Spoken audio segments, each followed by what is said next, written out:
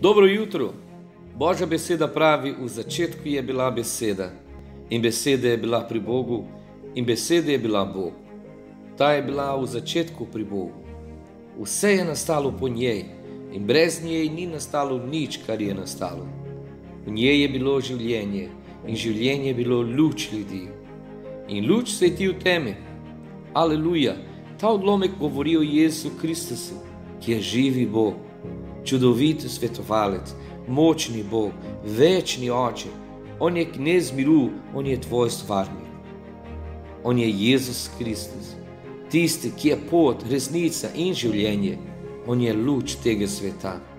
In ta odlomek še nadaljuje in tako pravi Biblija. In beseda je postala meso in se naselila med nami. Videli smo njeno veličastvo, veličastvo, ki ga ima od Očeta, kot edino rojeni sin, polna milosti in resnice. Že od začetka, pred ustvarjanjem sveta, si je večni Bog odločil, da ti ustvaril za svojo slavo, za svojo večno slavo.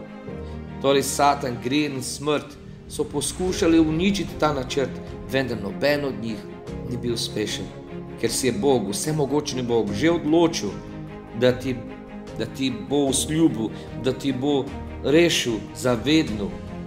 Jezus Kristus je rekel takole: Bog je namreč svet tako vzljubil, da je dal svojega edinorojenega sina, da bi si nihče, kdor vam veruje, ne pogubil, ampak bi imel večno življenje. In to pomeni, da bo živel z njim zavedno in da si postal pravi častilec.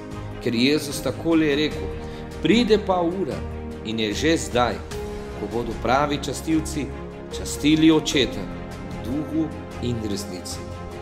Prav takih častilcev si namreč želi Oče.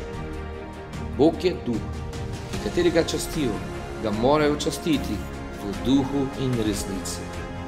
A ni to čudovito? Zdaj imaš popoln dostop do Božje prisotnosti, do Božje slave. Zdaj ga lahko obožuješ v duhu in resnici. V njegovi prisotnosti izkusimo njegovo ljubezen, v njegovo prisotnosti izkusimo njegovo mir, njegovo luč, njegovo življenje. V njegovo prisotnosti doživljamo svobodo.